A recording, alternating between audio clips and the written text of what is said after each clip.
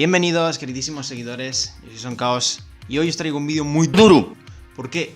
Porque vamos a analizar un vídeo sobre la supuesta estafa de Bitcoin, la mayor del mundo. Como está de moda entre la juventud moderna de ahora decir. Pues no. No. El Bitcoin no valía nada hace una década. Ahora tiene una cotización presunta de $7.100. Hasta el momento se han emitido más de 16 millones de Bitcoin. Esto significa que el sistema Bitcoin en su conjunto costaría más de 113.600 millones de dólares. Esto es aproximadamente lo mismo que la compañía Apple. Bueno, la primera mentira. Según expansión.com, Apple tiene una capitalización de mercado después del coronavirus de 1.100.000 millones. 100.000 millones, perdón. 1.100.000 millones. Frente a los algo más de 100.000 millones de Bitcoin. Así que no, aproximadamente no, hombre. Un orden de magnitud. De hecho, Bitcoin sería la tercera compañía más grande del mundo. Efectivamente, si Bitcoin tuviese la misma capitalización de mercado que Apple, que es la tercera empresa más grande del mundo, podría ser, ¿no?, que tuviese el mismo valor que la tercera empresa más grande del mundo. O sea, ¿podría ser la tercera empresa más grande del mundo? Pues no, porque Bitcoin no es una empresa. Bitcoin es una forma de dinero. Aquí yo creo que la comparación no tiene mucho sentido porque está comparando Bitcoin con empresas y realmente Bitcoin lo que pretende ser no es una empresa que produce cosas. O sea, Bitcoin pretende ser dinero y como tal habrá que comparar Bitcoin con el dinero. Si por ejemplo nos vamos a datos del Banco Central Europeo, actualmente solamente con los billetes que hay en circulación actualmente, que no estamos hablando de la masa monetaria total, que eso hay un montón de capas, ¿no? Actualmente tenemos de valor de todos los billetes circulando actualmente del euro 1.300.000 millones, es decir, más que la empresa Apple, ¿no? Y mucho más que Bitcoin, por lo tanto, ¿no? Entonces, bueno, pues Bitcoin, si aspira a ser dinero, tiene mucho margen de crecimiento actualmente, porque realmente es como una esponja. Bitcoin, al ser dinero, el dinero lo que pretende hacer es absorber el valor de las cosas para que tú tengas el poder adquisitivo de comprar cosas. ¿Es Bitcoin un fabuloso negocio o una sofisticada estafa? En mi opinión, Bitcoin tiene todas las notas características de una estafa piramidal. En primer lugar, hay ausencia de un producto real. Bitcoin no es más que un conjunto de caracteres encriptados, es la respuesta a un complejo enigma matemático, nada más. Bueno, aquí está confundiendo tangible con real, es decir, un producto puede ser real, pero puede ser tangible o intangible, como por ejemplo la información, un producto real pero intangible, ¿no? Bitcoin en ese sentido es un activo real intangible, es decir, no es el pasivo de nadie, no es un tipo de dinero fiduciario, sino que es un producto, un activo real en ese sentido, ¿no? Es dinero y de hecho funciona como dinero, es decir, el dinero surge espontáneamente en el mercado.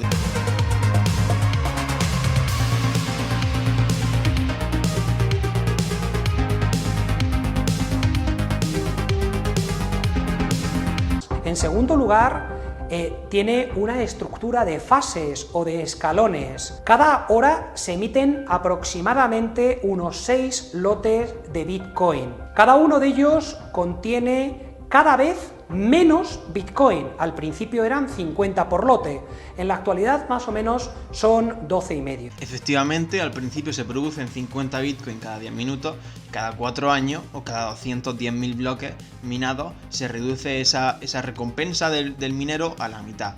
Pero esto, lejos de ser un indicador de que Bitcoin es una estafa, es un indicador de que Bitcoin funciona y de que Bitcoin va a desempeñar un rol monetario. ¿Por qué? Precisamente porque esa característica es de suma importancia en Bitcoin.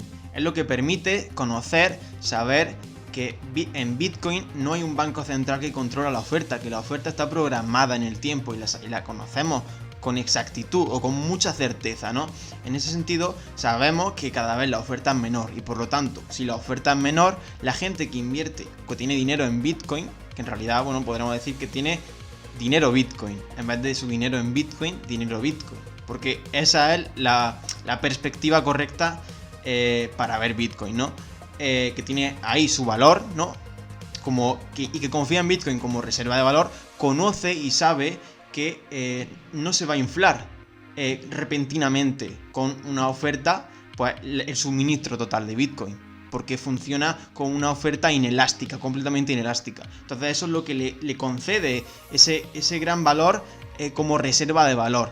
De hecho, históricamente tenemos ejemplos de cómo el dinero que mejor desempeñaba la función de reserva de valor era el dinero que no se podía producir fácilmente. Era un dinero que el coste de producción era alto y por lo tanto, como la gente estaba desincentivada a producirlo, no se podía inflar de esa forma tan grande el suministro, ¿no? En el caso del oro lo que pasó fue que es un metal muy estable químicamente, ¿no? Entonces, desde que se lleva produciendo desde hace miles de años, el oro no se destruye, ¿no? Sino que se mantiene, se va conservando, con lo cual las existencias son cada vez más grandes y la oferta, como decimos, tiene un coste, es decir, producir oro tiene un coste considerable y por lo tanto, aunque la gente vea que el precio del oro está muy alto, tiene que incurrir en ese coste para producirlo. Y por esto mismo, porque la oferta es limitada y el suministro es muy grande, o sea, respecto al suministro, la oferta es pequeña. Y esto significa, bueno, esto se puede medir en términos de el ratio existencias-flujo, ¿no? Stock to flow. Esto ya tengo algunos vídeos hablando de ello. Y por lo tanto, por tener ese stock to flow tan alto, el oro desempeña muy bien esa función monetaria. Y Bitcoin pretende superar al oro, y lo va a hacer porque está programado en el código, va a superar al oro en ese ratio, ¿no? En el stock to flow.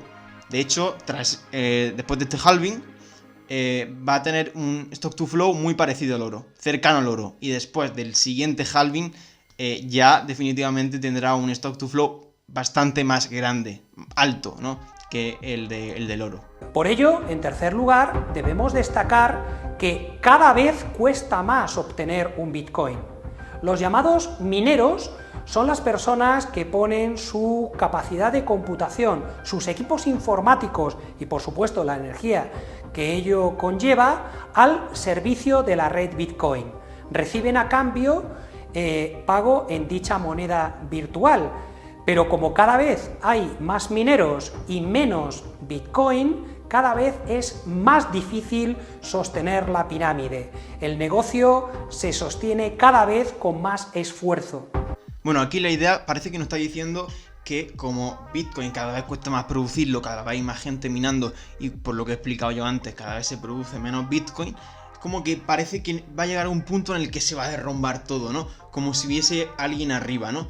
Se va a derrumbar todo y la pirámide va a caer a trozos, ¿no? Sin embargo, lejos de la realidad, la red Bitcoin no funciona así. La red Bitcoin se autorregula porque hay un mecanismo que se llama el mecanismo de ajuste de dificultad. Y eso significa que los mineros, una vez que se desconectan de la red y baja la tasa de hash es como la medida del poder computacional total de la red. Cuando esa tasa de hash baja, hay menos mineros que están minando Bitcoin y por lo tanto se tarda más en minar Bitcoin. Y un bloque se mina, como ha dicho también en el punto anterior, cada hora hay 6 recompensas de Bitcoin, ¿no? Que bueno, son en bloques, se dividen en bloques, ¿no?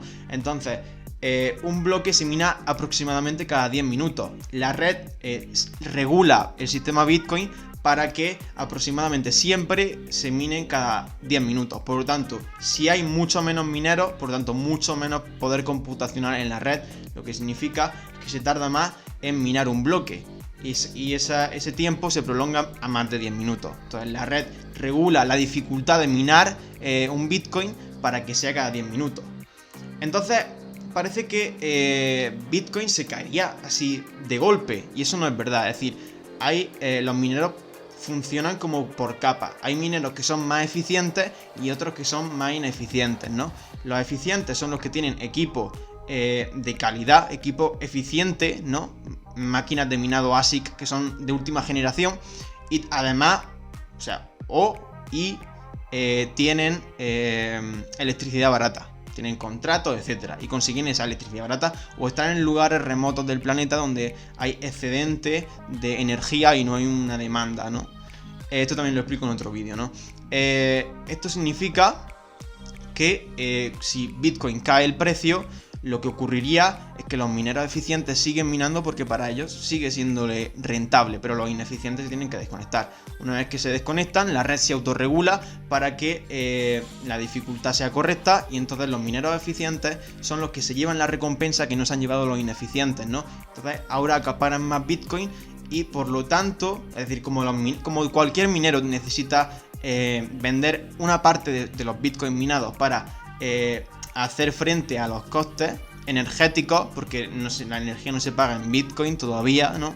Se paga en euro, en dólar, en fiat, ¿no? Entonces tienen que vender una pequeña parte de esos Bitcoin minados para utilizar eso para pagar los costes, ¿no? Energéticos.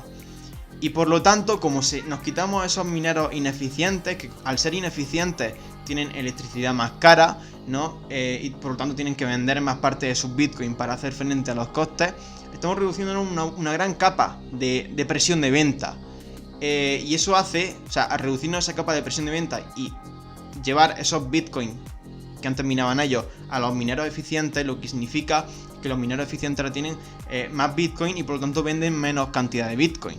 Porque, por lo mismo, ¿no? Entonces se venden menos Bitcoin, la presión de venta ha disminuido, y esto es justamente lo que pasó con el coronavirus. El precio cae tremendamente, los mineros se van, la tasa de hash de la red cae, os pondré los gráficos, la tasa de hash al reducirse, se hace una reducción de la dificultad en la red Bitcoin, porque se autorregula el sistema Bitcoin. Y entonces, después de eso, lo que ocurre es que se ha reducido la presión de venta y el precio empieza a aumentar hasta que se ha recuperado del coronavirus en 2 meses, prácticamente en 2 meses. Y ya tenemos un precio pues como el anterior a esa caída tan grande. Así que el sistema no se cae así de golpe, el sistema se autorregula. No sabemos quién impulsó la red Bitcoin. Lo hizo uno o varios ingenieros informáticos que se ampararon en un seudónimo, Satoshi Nakamoto, pero ni sabemos quién lo creó ni sabemos quiénes lo están manteniendo. Bueno, Satoshi Nakamoto efectivamente crea Bitcoin, pero Bitcoin no pertenece a Satoshi Nakamoto. Bitcoin no pertenece a una empresa de Satoshi Nakamoto. Satoshi Nakamoto no controla Bitcoin. Satoshi Nakamoto lo único que hace es crear Bitcoin y nos lo ofrece. O sea, lo da como código abierto. Como funciona Linux. Linux es código abierto y cualquier desarrollador, cualquier persona que sepa de informática en el mundo puede revisar el código y proponer cambios. Exactamente igual funciona Bitcoin. Satoshi lo crea y en esa era inicial de Bitcoin, por ejemplo, tenemos a Hal Finney. Empieza a surgir gente muy inteligente que aporta mejora a Bitcoin, ¿no? Hal Finney, por ejemplo, pues empezó a revisar el código en los primeros días, ¿no? Y efectivamente él estuvo minando Bitcoin. Ahora está muerto, ¿no? Porque le diagnosticaron una enfermedad de parálisis de estas raras, ¿no? Y esos Bitcoin que minó al principio lo ha dejado en herencia a su familia, ¿no? Porque ahora valen una fortuna. Cuando los minó no valían nada. Entonces, efectivamente, los primeros en minar Bitcoin, porque Satoshi no minó Bitcoin antes de lanzar Bitcoin. Es decir, lanza Bitcoin y después ya se puede minar Bitcoin. Entonces, esa gente primera que minó Bitcoin al principio, obviamente tiene muchos Bitcoin y ahora valen mucho y han ganado mucho dinero. Pero como tal, Satoshi no tiene el control sobre la red Bitcoin, ni mucho menos, ¿no? Más bien la red funciona con una forma de gobernanza democrática o consensuada interna, ¿no? Si yo soy un desarrollador, propongo una solución, ¿no? Para Bitcoin, una propuesta. Las propuestas en Bitcoin se agrupan en BIP, en Bitcoin Improvement Proposal. Y entonces ahí están todas las propuestas, hay cientos, y se hacen debates internos dentro de la comunidad Bitcoin. Pero es que cualquiera puede ser una persona que pertenece a esa comunidad Bitcoin, ¿no? Tú te descargas el software Bitcoin Core y ya eres un nodo de la red Bitcoin, ¿no? Y ya puedes decidir, puedes incluso tomar esas pequeñas decisiones, ¿no? Pero al final es como una decisión global de toda la red Bitcoin. Pero a pesar de ello, tienen un potente marketing digital. La moneda se publicita incluso en una web oficial, www.bitcoin.org, que tiene información insustancial y tranquilizadora. Información insustancial y tranquilizadora. O sea, yo estoy aquí en la página que ha mencionado, bitcoin.org, y efectivamente está en la página oficial de la comunidad Bitcoin, ¿no? Y aquí pues te explica, escoja su monedero, lo puedo dejar la página, pero no veo, no sé, qué tiene de insustancial. O sea, te está explicando brevemente cómo se utiliza Bitcoin, cómo funciona, y tranquilizadora, ¿por qué? Es decir, te lo está explicando simplemente. Y tienes aquí pues las implementaciones, precisamente cuando se hace una actualización del software Bitcoin, pues te sale también aquí. Es decir, insustancial, no, aquí hay mucha información. Y efectivamente hay un gran marketing, pero ese marketing no está en manos de una empresa que es la que controla Bitcoin, porque hemos explicado que eso no es así. Que Satoshi Nakamoto crea Bitcoin, pasan unos años y se fuma, ¿no? Entonces, quien hace el marketing es la propia comunidad, con memes y con cosas así. Incluso el CEO de Twitter tiene en su perfil de Twitter Bitcoin, por ejemplo. Es decir, el marketing lo hace la gente, no una empresa ahí que esté controlando Bitcoin. Sobre este presunto medio de pago, la mayoría de las personas que compran Bitcoin no comprenden qué es un Bitcoin, pero a pesar de ello están seguros de que han realizado una extraordinaria inversión y de que además su activo está seguro a salvo de cualquier incidencia. Me hace mucha gracia el título porque es confianza irracional, ¿no? O sea, a día de hoy, ¿cuánta gente que a pie de calle, que tiene su dinero en el banco, conoce a la perfección o conoce simplemente cómo funciona el Banco Central Europeo, cómo funciona la expansión de crédito, la emisión de billetes, ¿no? Sin embargo, confían, ¿no? Y yo diría que poca gente realmente, que es realmente complejo. O sea, la gente dice, Bitcoin es complejo, sí, y el sistema monetario actual no es complejo. O sea, ¿cuánta gente de verdad creéis que conoce ese funcionamiento a la perfección, ¿no? Y que por eso tienen su dinero en el banco, ¿no? Porque confían en el banco. Y dicen, mira, yo confío en el banco. No va a caer en el exceso de crédito, ¿no? Y en la insolvencia. Yo confío en el banco y yo entiendo perfectamente cómo funciona el sistema bancario, ¿no? Y ya no solo desde ese punto de vista monetario, sino a nivel tecnológico, porque Bitcoin es una tecnología al fin y al cabo. Una forma de ver el dinero como de una tecnología, ¿no? ¿Quién a día de hoy que utiliza un avión conoce el funcionamiento del avión? ¿Quién a día de hoy conoce el funcionamiento de los móviles? De toda la tecnología en la que estamos rodeados. Es decir, es que nadie, es decir, es complicar las cosas. Si tú tienes que utilizar, porque claro, tú me puedes decir, con este argumento, ¿no? Me puedes decir, claro, pero es que la gente no tiene su dinero en el avión.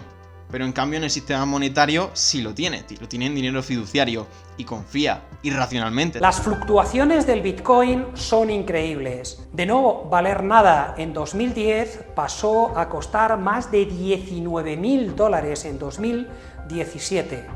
Es habitual que su cotización varíe en más de $1.000 en tan solo 3 o 4 días. En el corto plazo sí, verdad que es volátil. Yo creo que en el largo plazo dejará de ser tan volátil, ¿no? Conforme el mercado vaya aumentando y madurando, ¿no? No sabemos a quién reclamar si tenemos cualquier problema con un Bitcoin. Si simplemente se corrompen los datos o un software malicioso daña o incluso roba nuestro Bitcoin, no hay ningún responsable al que podamos dirigirnos. Bueno, en realidad sí es responsable. Es decir, si tú tienes tus claves privadas custodiadas en un tercero, es decir, el tercero es de confianza, te guarda tus claves privadas, como podría ser, por ejemplo, cualquier wallet, ¿no? Blockchain.com, Coinbase, ¿no? Ellos están guardando tu clave privada. Si ellos la pierden, la responsabilidad es suya y tú puedes reclamarle a ellos porque están guardando tu clave privada. Si por el contrario tú lo que quieres es ser tu propio banco, ¿no? Tener tus propias claves privadas, que al final es lo que te vincula, ¿no? Con esos bitcoins, lo que te permite moverlos, tener acceso a esos bitcoins, puedes tener un monedero de hardware, ¿no? Hay varias empresas, como por ejemplo Trezor, ¿no? Que los comercializan, ¿no? Y en el caso, bueno, tú tienes tus claves privadas offline dentro de ese dispositivo y si tú lo usas correctamente, conforme las instrucciones, perfecto. Pero en caso de que ese monedero de hardware falle, a quien tienes que pedirle responsabilidad es a la empresa, porque la empresa es la que te asegura de que ese monedero tiene una seguridad increíble, y realmente lo tienen, ¿no? Son los dispositivos de última generación en seguridad cibernética, ¿no? Entonces, efectivamente, sí hay a quien pueda reclamar la responsabilidad. Y entonces, ¿por qué las fuerzas policiales y la justicia penal no investigan Bitcoin? En primer lugar, por ese anonimato, porque es muy difícil dirigir la acción penal contra una persona o varias personas determinadas. Insisto, es absolutamente anónimo, no hay nadie detrás de este sistema, al menos de forma clara. Bueno, en realidad lo que está diciendo es la mayor virtud, probablemente la mayor virtud de Bitcoin. A diferencia de lo que ocurrió con los bancos centrales y con el oro, porque el oro era un sistema monetario muy bueno, el único defecto que tenía era la divisibilidad, ¿no? Por eso antes se utilizaba un sistema bimetálico, no se utilizaba oro y plata. La plata se utilizaba porque era más divisible y se podía utilizar para transacciones más pequeñas, ¿no? Sin embargo, con un sistema puramente de oro, ¿no? Para solucionar ese problema de divisibilidad, ¿no? Lo que se hizo fue concentrar las reservas en los bancos centrales, ¿no? Y ellos emitían su papel moneda, ¿no? Por lo tanto, lo que pasó, o sea, se requería para tener un buen sistema monetario era la centralización de esas reservas de oro. En Bitcoin no funciona así, porque Bitcoin sí es extremadamente divisible, ¿no? De hecho tenemos la unidad del Satoshi, incluso en Lightning Network se puede utilizar el milisatoshi, ¿no? Que es una cantidad ínfima, es una pequeña porción de lo que es un Bitcoin, ¿no? Entonces Bitcoin sí tiene unas propiedades monetarias muy buenas. De hecho, a ver, lo tengo por aquí. A ver las propiedades monetarias. ¿Dónde están? Aquí las tengo. Depósito de valor, por lo que he dicho. La capacidad de inflar el suministro total es muy baja, porque de hecho la oferta es inelástica, completamente inelástica, ¿no? Es rígida, se tiene ya establecida en el código, ¿no?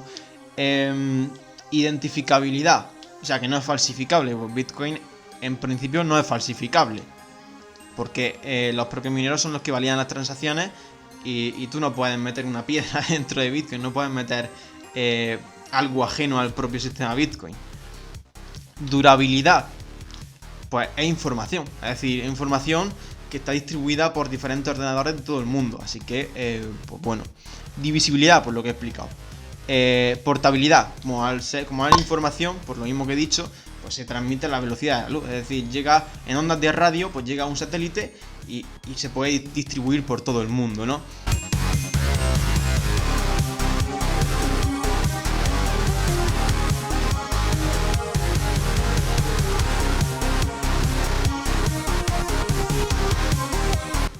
Portabilidad, ya lo he dicho, y anonimato.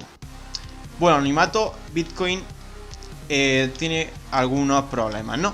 Pero bueno, efectivamente, Bitcoin es la solución a un buen dinero que no pasa por la centralización, sino por la descentralización. Y por eso mismo, como es la propia comunidad quien mantiene Bitcoin, y no un banco central, no un sistema central. Por eso es difícil de decir quién está detrás de Bitcoin. Pues es una comunidad entera, es decir, es como si nosotros vamos a Linux y vamos a decir quién hay detrás de Linux, vamos a denunciaros, ¿no? Pues no puede sacar a nadie en concreto, ¿no? Esa es la mayor virtud de Bitcoin, realmente, de las mayores.